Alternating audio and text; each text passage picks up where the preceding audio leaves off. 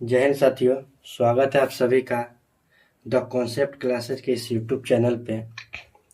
आज हम लोग नेट पे जो मॉडल सेट जारी किया गया 12th केमिस्ट्री का, उसके सब्जेक्टिव क्वेश्चंस को 2024-25 के लिए हम लोग डिस्कस करने वाले हैं। तो चलिए शुरू करते हैं। मेरा नाम है रजनीश सर और मैं the concept of science classes का डायरेक्टर हूँ। हमारा पहला क्वेश्चन है कि बिलियन की मोलरता एवं मोललता में अंतर बतावे। बिलियन की मोलरता एवं मोललता में अंतर स्पष्ट करें। तो मोलरता क्या होता है? 1 लीटर बिलियन में उपस्थित विलेय की मोलों की संख्या को क्या कहते हैं? मोलरता। और मोललता क्या होता है? 1 किलोग्राम विलायक में उपस्थित विलेय की मोलों की संख्या को क्या कहते हैं? मोललता। मोलरता जो होती है वो ताप पर निर्भर करती है, जबकि मोललता ताप पर निर्भर नहीं करती है। एक और है अंतर, क्या? इसका इकाई मोल प्रति लीटर होता है और इसका इकाई होता है मोल प्रति केजी, मोल प्रति किलोग्राम। हमारा अगला क्वेश्चन है कि मोलर चालकत्व या मोलर चालकता को परिभाषित करें। तो मोलर चालकता का परिभाषा क्या है कि बिलियन का वैसा चालकत्व जिसके पास 1 मोल विद्युत अपघट्य होता है उसे क्या कहते हैं? उसे मोलर चालकत्व कहते हैं। मोलर चालकत्व को किस चीज से सूचित करते हैं? तो मोलर चालकत्व को सूचित करते हैं लेमडा एम से या कैप एम से। किस चीज सूचित करते हैं? लेमडा एम से या कैप एम से क्या करते हैं? सूचित करते हैं किसको? मोलर चालकत्व को या मोलर चालकता को। अगला है इसका इकाई क्या होता है? तो इसका इकाई होता है ohm inverse centimetre square mole inverse. इकाई क्या होता है? Ohm inverse centimetre square mole inverse. Next हमारा है कि इसका एक फॉर्मूला होता है जो क्या है? लेमडा एम बराबर के गुने 1000 बट्टा एम। यहाँ पर एम को क्या बोलेंगे? तो एम को बोलेंगे मोलरता। उम्मीद करते हैं कि 2 तक क्वेश्चन आपको समझ में आया होगा। नेक्स्ट क्वेश्चन की तरफ हम लोग बढ़ते हैं। हमारा अगला है तीसरा क्वेश्चन कि ब्राउनियन गति क्या है। तीसरा क्वेश्चन है कि ब्राउनियन गति क्या है। तो ब्राउनियन गति क्या होता है? रॉबर्ट ब्राउन जो है इसका परिभाषा दिए हुए थे क्या ब्राउनियन गति का, कि कोलाइडल कण का कुटिल गति को क्या कहते हैं? ब्राउनियन गति कहते हैं। कोलाइडल कण का कुटिल गति को क्या कहते हैं? ब्राउनियन गति कहते हैं। नेक्स्ट हमारा है कि निस्तापन एवं भर्जन में अंतर बतावे। तो निस्तापन एवं भर्जन में क्या अंतर है? निस्तापन किसे कहते हैं? कि वैसा विधि जिसमें सांद्रित अयस्क को निम्न गलनांक पर ऑक्सीजन की अनुपस्थिति में गर्म करते हैं उसे क्या कहते हैं? उसे निस्तापन कहा जाता है। जैसे निस्तापन में देखिए PbCO3 को गर्म करके क्या लाए हैं? PbO plus CO2। ये किसकी? यहाँ पे ऑक्सीजन की अनुपस्थिति होती है। लेकिन भर्जन में क्या होता है कि वैसा विधि जिसमें सांद्रित अयस्क को उच्च गलनांक पर ऑक्सीजन की उपस्थिति में गर्म करने पर क्या होता है? भर्जन होता है, उसे भर्जन बोलते हैं। भर्जन में क्या है? जिंक सल्फाइड को ऑक्सीजन की उपस्थिति में गर्म करने पर क्या आता है? तो ZnO और प्लस क्या? SO2। चलिए अगला क्वेश्चन हमारा 5वां है, 5 नंबर क्वेश्चन कि संक्रमण धातुएं अच्छे उत्प्रेरक का गुण प्रदर्शित करता है, व्याख्या करें। तो संक्रमण धातु का गुण क्या क्या है?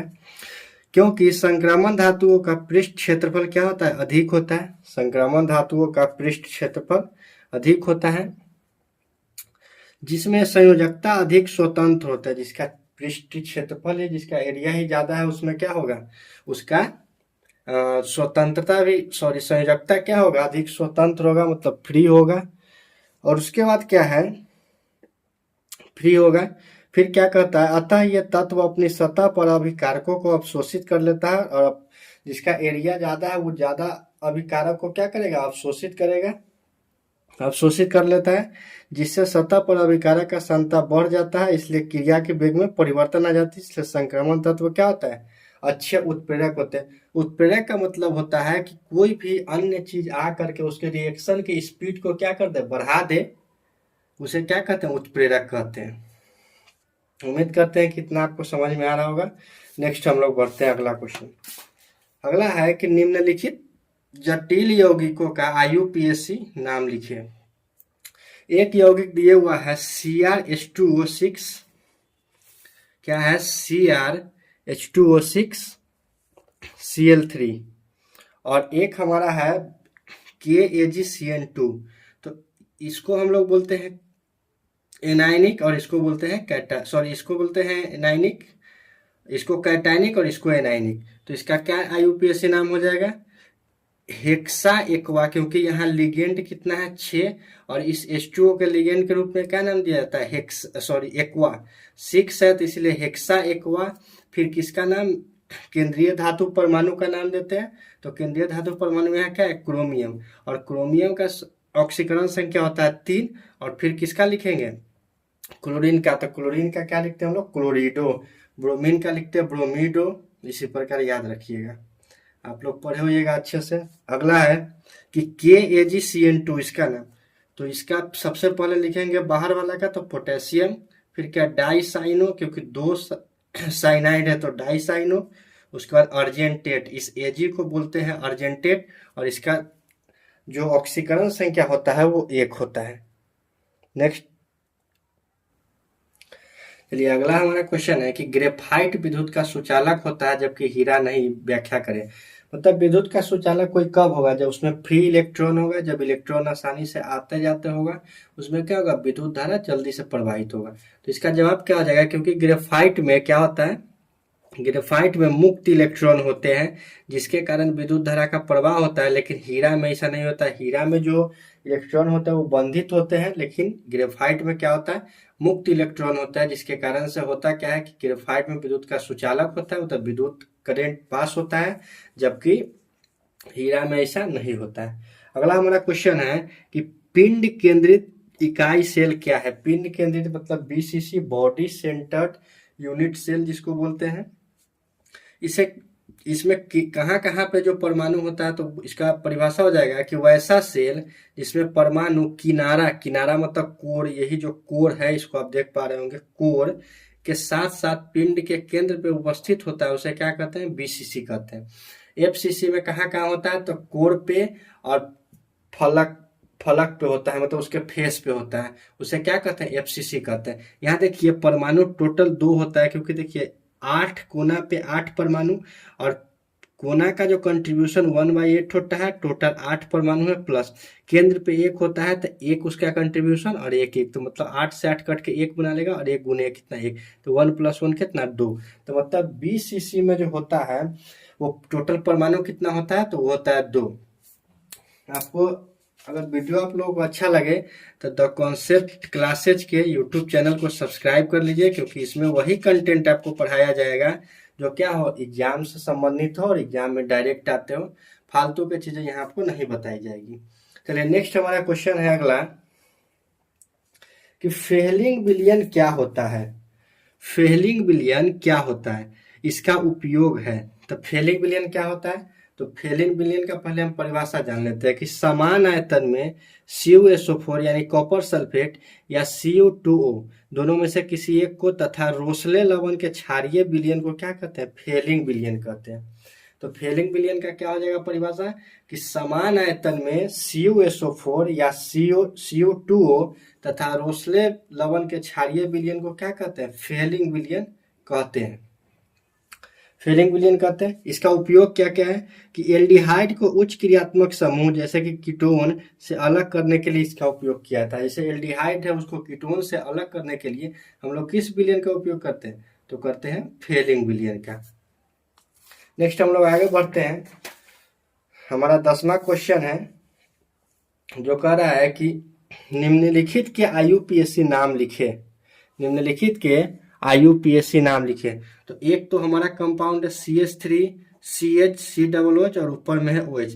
तो यहाँ हम लोग क्या करेंगे, देखिए यहाँ कार्बन गिनेंगे 1 2 3, 3 कार्बन है, और ये जो मेरा हो गया ये हो गया साइड चेन। और एल्कोहल जब साइड चेन की तरह काम करता है तो उसको हम लोग क्या बोलते हैं? उसको बोलते हैं हाइड्रोक्सी। इसीलिए किस पोजीशन पे आ रहा है साइड चेन? दूसरा पोजीशन पे। तो क्या हो जाएगा? 2 हाइड्रोक्सी और 3 कार्बन को बोलते हैं प्रोप।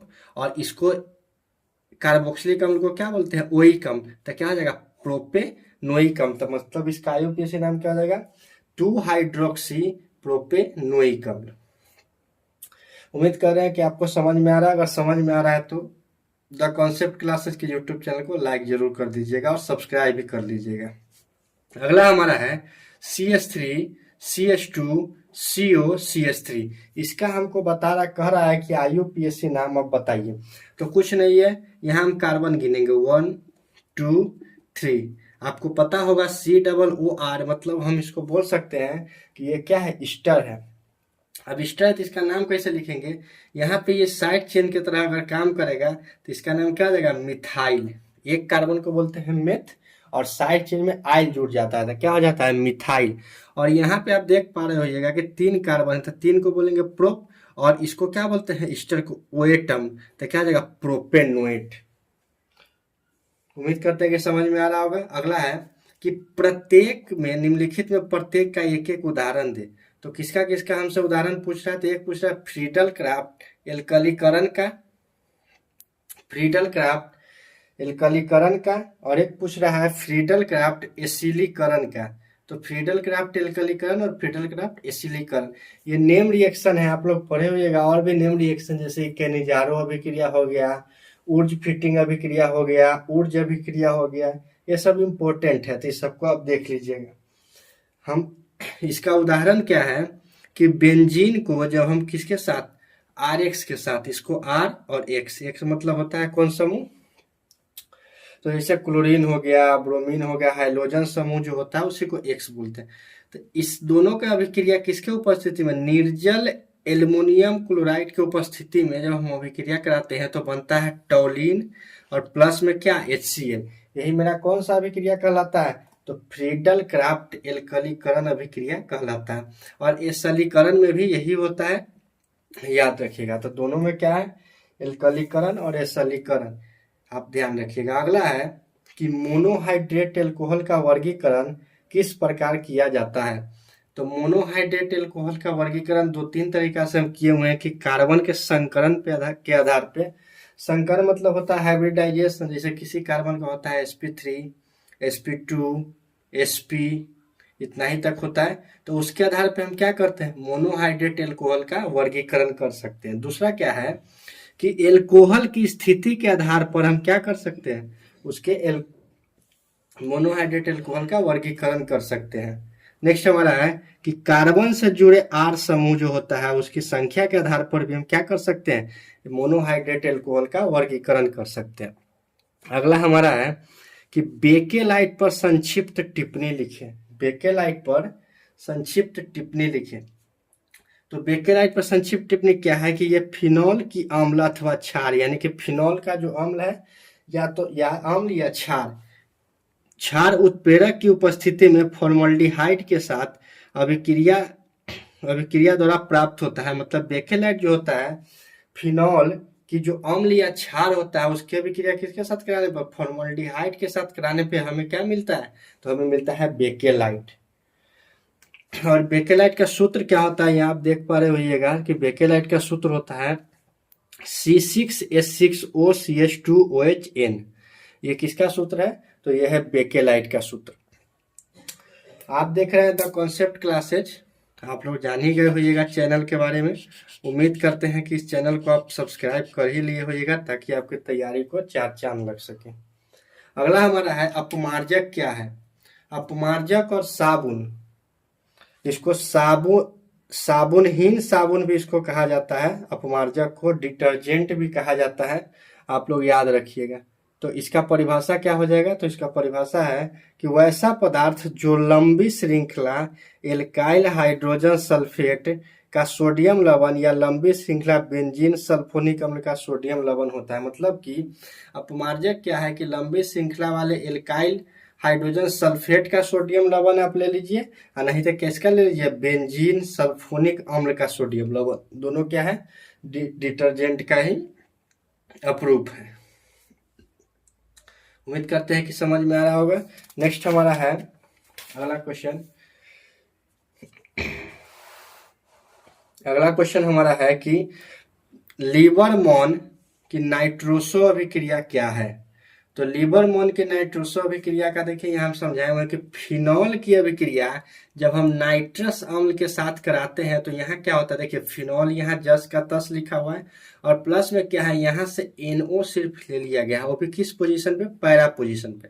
तो पैरा है तो इसका नाम क्या हो जाएगा, पी नाइट्रोफिनॉल। क्या हो जाएगा नाम, पी नाइट्रोफिनॉल। फिर इसका अभिक्रिया क्योंकि रिवर्सिबल हो जाएगा, इधर भी मतलब बैक भी आ सकता है और फॉरवर्ड भी जा सकता है। तो फिर हम क्या किए, यहाँ से भी क्या बचा हुआ है, अगर NO ले लिए तो हमारा क्या बचा हुआ है HO2 बचा हुआ है। तो यहाँ से क्या करेंगे, O को यहाँ इस पोजीशन पे, कार्बन यहाँ है तो कार्बन के साथ वो डबल बॉन्ड बनाता है और नाइट्रोजन को 3 चाहिए था, 2 यहाँ और 1 यहाँ। तो हमें क्या मिलता है, इसी को बोलते हैं क्या, लिबरमोन की नाइट्रोसो अभिक्रिया।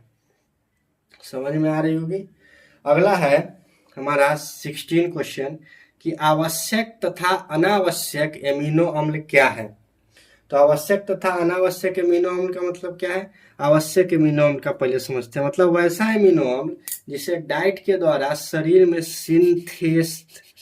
सिंथेसिस्ट, मतलब कि डाइट के द्वारा क्या कर सकते हैं, अपने शरीर में सिंथेसिस्ट कर सकते हैं, सॉरी नहीं कर सकते हैं, उसे क्या कहते हैं, आवश्यक एमिनो अम्ल के। जैसे वैलिन हो गया, लियोसिन हो गया, ये सब किसका उदाहरण है, तो ये सब उदाहरण है आवश्यक एमिनो अम्ल का। अब क्या बचा हुआ है, अनावश्यक एमिनो अम्ल। तो अनावश्यक एमिनो अम्ल क्या है, इसको नहीं कर सकते हैं आवश्यक को और अनावश्यक को कर सकते हैं। तो वैसा एमिनो अम्ल जिसे शरीर में सिंथेस्ट कर सकते हैं उसे हम लोग क्या कहते हैं, अनावश्यक एमिनो अम्ल कहते हैं। जैसे उदाहरण में इसका है ग्लाइसिन, एलनीन, ये सब क्या है, ये सब किसका उदाहरण है, अनावश्यक एमिनो अम्ल का। अगला हमारा है कि छदम, अगला हमारा है छदम प्रथम कोटि की अभिक्रिया क्या है। तो छदम प्रथम कोटि की अभिक्रिया को आप समझ पा रहे होइएगा कि वैसा अभिक्रिया जो दिखता तो है प्रथम कोटि की अभिक्रिया की जैसा, लेकिन होता नहीं है। मतलब कुछ चीज ऐसा होता है ना हमारे लाइफ में जो दिखता है पर होता नहीं है, उसी प्रकार ये है छदम प्रथम कोटि की अभिक्रिया।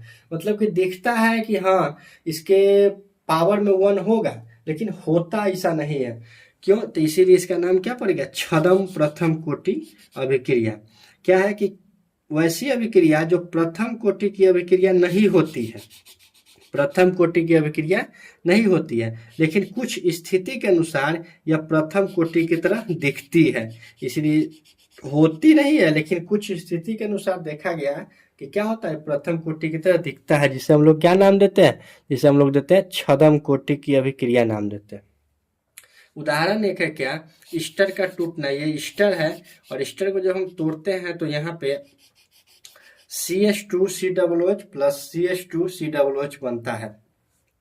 तो यहाँ पे देखने सकता है 1 है, इसीलिए क्या होता है कि होता नहीं है लेकिन दिखता है किसके तरह, छदम प्रथम कोटि अभिक्रिया की तरह। तो जैसा कि आप जान ही गए होइएगा, मेरा नाम है रजनीश सर और आप देख रहे हैं the concept classes YouTube channel. चलिए नेक्स्ट क्वेश्चन हमारा अगला है, बेसिक क्वेश्चन है। अगला क्या है कि पृष्ठ सक्रिय कारक क्या है। अगला क्वेश्चन है हमारा कि पृष्ठ सक्रिय कारक क्या है। तो पृष्ठ सक्रिय कारक क्या हो जाएगा, वैसा पदार्थ जो पानी में घुलाने पर, वैसा पदार्थ जो पानी में घुलाने पर विलयन के पृष्ठ या अंतर पृष्ठ पर सांद्रित हो जाते हैं। मतलब कि किसी पदार्थ को जब हम विलयन में घुलाएंगे तो विलयन के सतह पर या उसके आंतरिक सतह पर, पृष्ठ मतलब होता है सतह, जैसे ये मेरा हो गया सतह, उसी पर पृष्ठ मतलब क्या होता है, सतह। तो उसके आंतरिक सतह पे क्या होता है, सांद्रित हो जाता है, एकत्रित हो जाता है, जिसे हम लोग क्या कहते हैं, पृष्ठ सक्रिय कारक कहते हैं। जैसे कि साबुन, अपमार्जक, ये सब क्या है, पृष्ठ सक्रिय कारक का उदाहरण है, इसको याद रखिएगा। नेक्स्ट हमारा है कि H2S, H2O, H2S, H2SE तथा H2TE को उसके क्वथनांक के बढ़ते क्रम में सजाए। तो देखिए सबका अगर आपको क्वथनांक बिंदु पता रहेगा कि कितना डिग्री सेल्सियस पे कौन सा उबलता है तो आप बता दीजिएगा। यहाँ हम लिख भी दिए हैं कि H2S का कितना होता है -60, H2SE का कितना होता है -41.3 और H2T का -2.2, और H2O का तो जानते ही होगा कि 100 डिग्री सेल्सियस पे क्या होता है, पानी उबलने लगता है। तो सबसे कम किसका है, माइनस में सबसे ज़्यादा जो होता है वही सबसे कम होता है, प्लस में सबसे ज़्यादा होता है वही सबसे ज़्यादा होता है। तो H2S का सबसे कम होता है क्वथनांक, फिर किसका H2SE का, फिर H2TE का, और फिर लास्ट में सबसे ज़्यादा किसका होता है, H2O का होता है क्वथनांक बिंदु। इसके आधार पर हम क्या कर दिए, जिसका सबसे कम है उसको सबसे पहले, और जिसका सबसे ज़्यादा है उसको सबसे बाद में रखें। चलिए अगले क्वेश्चन की तरफ। लास्ट हमारा क्वेश्चन है कि उत्कृष्ट गैस क्या है। तो उत्कृष्ट गैस आप लोग भली भांति जानते होइएगा कि वैसा गैस जो किसी के साथ अभिक्रिया नहीं करता उसे क्या कहते हैं, उसे उत्कृष्ट गैस कहते हैं। जैसे कि उत्कृष्ट गैस को ही कहा जाता है नोबेल गैस, अक्रिय गैस, निष्क्रिय गैस। ये सब किसका है, एक ही नाम है, उत्कृष्ट गैस का ही नाम है सारे के सारे। तो उत्कृष्ट गैस क्या क्या होता है, जैसे helium, neon, argon, krypton, xenon, radon. मतलब कि ये सब ऐसा गैस है जो किसी के साथ अभिक्रिया करना नहीं चाहता है। क्या करता है, ये खुद ही क्या है, सॉरी अस्थाई है, मतलब खुद ही अस्थाई है, ये किसी के साथ अभिक्रिया करना नहीं चाहता है। इसको किस वर्ग में रखा गया है, तो इसको वर्ग 18 में रखा गया है। आपसे क्वेश्चन है, कमेंट में आप लोग बताइएगा कि वर्ग 17 को क्या कहा जाता है, वर्ग 17 को क्या कहा जाता है। आप लोग कमेंट बताइएगा कि वर्ग 17 को क्या कहा जाता है। फिर एक और है कि वर्ग 16 को क्या कहा जाता है, वर्ग 16 को क्या कहा जाता है, आप लोग कमेंट में बता दीजिएगा। चलिए नेक्स्ट हमारा है कि ये सब हो गया कि इसको वर्ग 18 में रखा जाता है, इसको निष्क्रिय अक्रिय कहते हैं। चलिए इसी के साथ हम वीडियो की समाप्ति करते हैं। टोटल 20 के 20 आपके नेट पे जो जारी किया गया था मॉडल सेट, उसका हमने डिस्कशन किया द कॉन्सेप्ट क्लासेस के यूट्यूब चैनल पे। और मेरा नाम है रजनी, जो कि यहाँ हम केमिस्ट्री के एक्सपर्ट माने जाते हैं। केमिस्ट्री हम यहाँ बहुत अच्छे तरीके से समझाते हैं, बताते हैं, पढ़ाते हैं। तो उम्मीद करते हैं कि आपको अगर वीडियो अच्छा लगा होगा तो क्या कर दीजिएगा, अपने ही मन से क्या कर दीजिएगा, तो अपने ही मन से कर दीजिएगा क्या क्या, सब्सक्राइब कर लीजिए चैनल को, लाइक कर दीजिए और एक क्या कर दीजिए, प्यारा सा कमेंट कर दीजिए। मैं सबका कमेंट पढ़ूंगा और उसका रिप्लाई भी दूंगा। चलिए थैंक यू। इसी के साथ हम अपना वीडियो की समाप्ति करते हैं।